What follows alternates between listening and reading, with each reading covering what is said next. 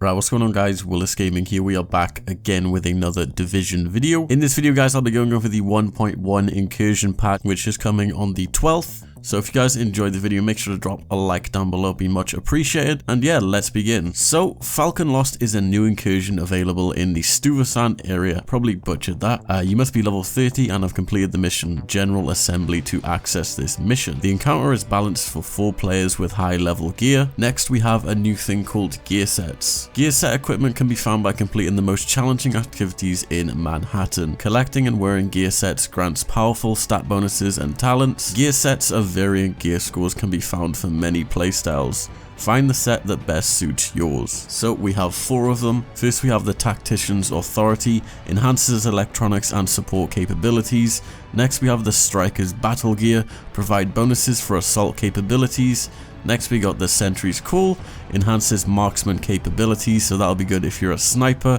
And then we got the PvP set, the Path of the Nomad, provides bonuses for lone wanderers. So with the Incursion update we get trading. Items dropped by enemies can be shared with other players. Trade items by dropping them as loot from your inventory so players in your group can pick them up. You can only share items during the first 2 hours you have acquired them. Items can only be shared with players who are currently in your group and who were also in your group when the item was originally dropped. So they did say if players didn't like this method of trading, they will actually change it. So that's pretty awesome. Next we have these things called assignments. Assignments are automatically obtained when you log in and can be tracked from the map via the menu called Mission Overview. Assignments are available for a limited time, 24 hours for daily assignments and 7 days for weekly assignments, after which they will be replaced by different assignments. Assignments come in different categories: combat, dark zone, and crafting. Most assignments can be completed while playing alone, but some will require enlisting other agents' assistance to complete. So that's pretty awesome. Basically like bounties or missions per week if you are familiar with Destiny. That's pretty awesome. As for the dark zone, there's a new thing in the dark zone coming called supply drops. Dark zone supply drops are a global event where the Strategic Homeland Defense Agency airdrops multiple supply caches to assist the Division agents.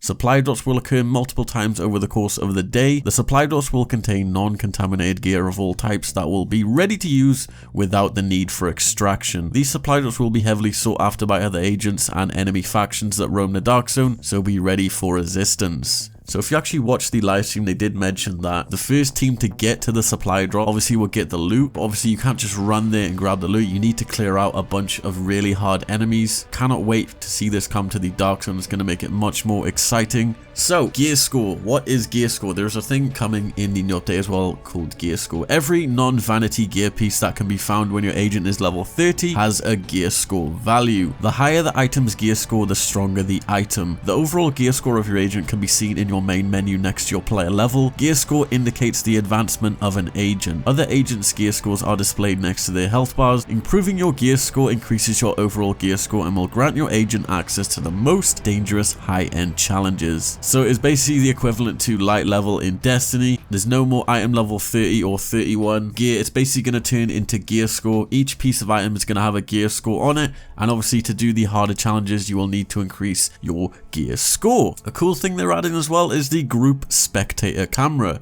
The group spectator cam lets players spectate members of their group while waiting to be revived, or the entire group to be down. Players can use RB, LB, R1, L1 or the Q and E keys to switch between group members. That's pretty cool now. We won't have to look in one direction when we are dead. So, one of the more exciting things they're adding is new high-end named weapons. So they added 3 of them. First one is called the Historian. It is a marksman rifle, rumored to be a 50 cal. Next we have the Valkyrie, a submachine gun. This is meant to be an MP7. And then we have the Warlord, which is an assault rifle. Not sure what type of assault rifle. Another note they wanted to add. Please note that while the Historian will be implemented in the game with this update, it will not be acquirable in-game until patch 1.2. Cannot wait. So, some gameplay changes. Turret skill can no longer suppress enemy NPCs, as this has allowed named NPCs to be defeated too easily. That was kind of like a weird change. Isn't that what turrets are used for? But that's just my opinion. Recalibrating high-end items will now cost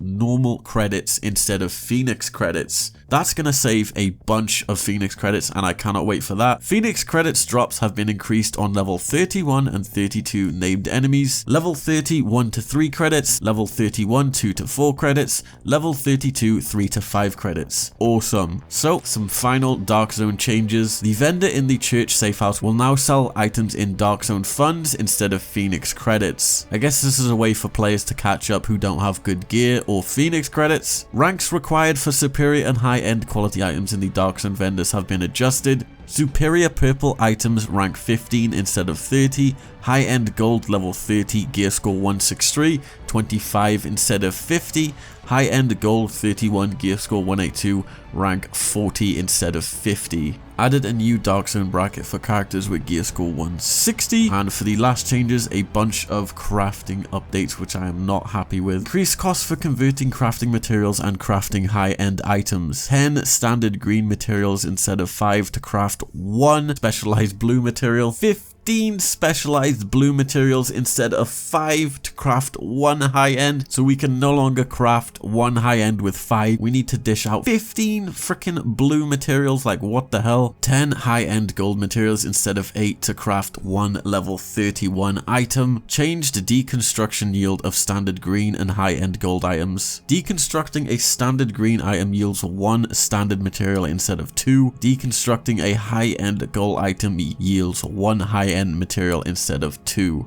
Added new level 31 and 32 high-end item blueprints to vendors. Removed division tech requirements from level 31 high-end blueprints. Wow. So that's essentially all the changes. I left out the bug fixes, but I will leave it in the description down below, and I will also leave a link to the full patch notes if you want to go read that up. So that's essentially the patch 1.1 for the Incursion update. Hope you guys enjoyed the video. Obviously drop a like if you did, and make sure to subscribe for daily Division and Destiny videos. This has been Willis Gaming, guys, and peace.